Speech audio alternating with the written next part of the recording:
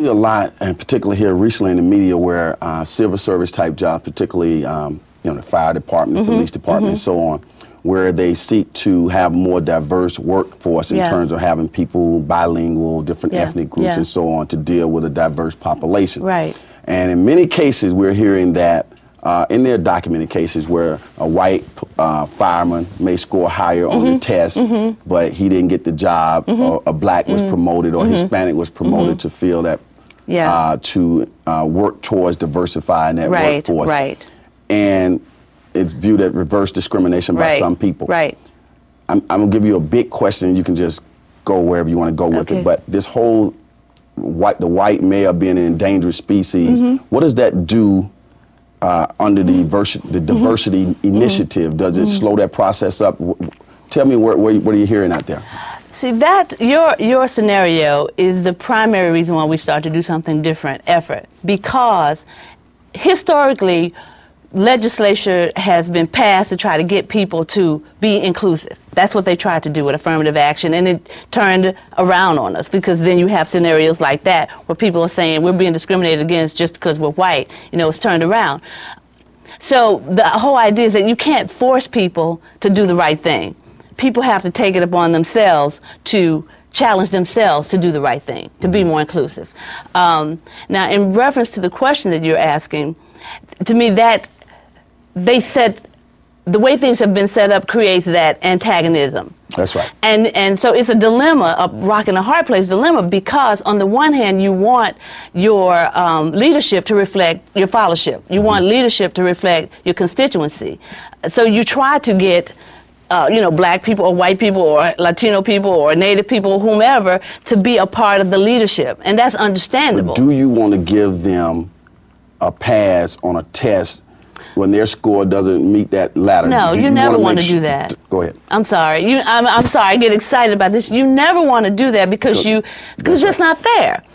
And see, that's the problem with the affirmative action, if you will, is that they were trying to meet these quotas and they were not doing it in the right. You can find qualified people to be in those positions. And that's the operative word, yes, qualified. You can do that if you want to. And I think sometimes corporations and companies, in the name of being forced to do something, they just do something in rash, and then they hire someone who may not be qualified, and then you have this problem. But at the same time, then you have people of color or women in these positions, and they're always wondering, did they hire me because I'm a woman? Did they hire me because I'm brown?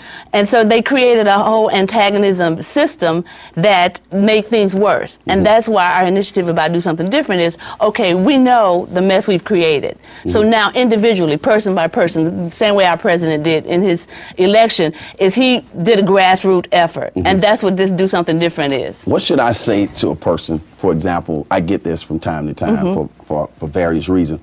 Somebody white may say to me, and they might be my friend, we work together and all of this, they might say, well, Lee, I don't really see you as black. Oh, God. Okay. And then they'll go on to say something. Now, to me, how do you not see me as black? I mean, I'm black. You might, maybe you can borrow my eyeglasses or what have we. So are they trying to say that they're more comfortable with me? I don't reflect the general characteristics? Tell me how should I respond to that? What they're saying is there's a stereotype out there and you don't meet it. And so that's what they should say. Instead of saying, I don't see you as black. But they think they're complimenting you when they say those kinds of things. They should really embrace my difference, right? Absolutely. Because like you said, how can they not see you? And that's their way of getting comfortable with you, by not seeing you black. And see, that's not, inclusion is about, let me be who I am. That's right. And take me like I am, and find out what kind of person I am. Find out, because the people who he see as black got some Lee Pitts in them. But because they are so busy looking at the outside and looking at TV and the news, they can't see that there's really not much difference between you and the brother with his sagging. Now, you're an ordained minister, so you get a chance to work your inclusion within your ministry process. Tell us some unique things you're experiencing as a minister. I know everybody's saying, how many hats does she wear? I got Is she Jamaican? Got 15 jobs. Mod. Jamaicans, don't email me. Y'all know we saw that on the Living Color. That's cool stuff. Go ahead. No, it is. It's admirable, quite honestly, I have to say. But, My ministry, inclusion, family therapy, all of those things, they fit right together because it's all about love. It's really all about accepting people. It's all about making people feel that they're valuable just the way they are. They don't have to change to be your friend. I think that is so much like Christ, so much that I really changed the way I refer to myself. I call myself a Christian. And the reason why I do that is because I think Christ epitomized what he really wants us to do toward each other. And he's the ultimate, you know, inclusion, diversity king, because we know his life and the kinds of things that he did. Okay, let's go with gays. Okay. In general, when we've seen that the gay rights movement has taken a very large step, particularly in the political process. Okay. And I think that some politicians haven't been able to get elected by embracing the gay movement, and some have not been able to get elected because they didn't embrace the gay movement. Having said all of that, oftentimes you will hear where the gay movement, in terms of discrimination or lack of inclusion, is compared to, well, that's the same thing they did to African Americans when they were trying to get their civil rights. You'll find many African Americans say, well, gay African American, that's two separate things because it's a skin color, and they say, you know, being gay is a choice. Yeah. Where is all that now? What's your thoughts on that? Comparing gay to a race. I understand them not wanting them to make that comparison, but they're in principle. We're talking principle. It's the same thing. Same thing about women. In principle, it's the same thing. Now, it's not apples and oranges.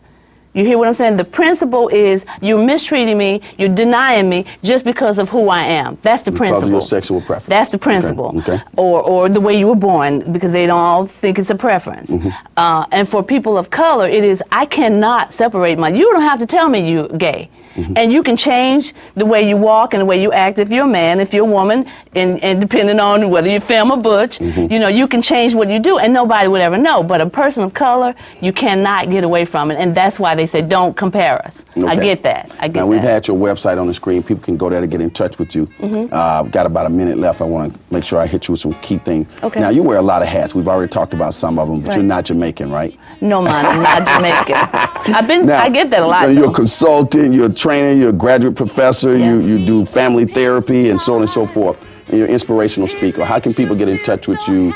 In other words, are you available to come out and speak at? Absolutely. Go to my website, www.debranixon.com.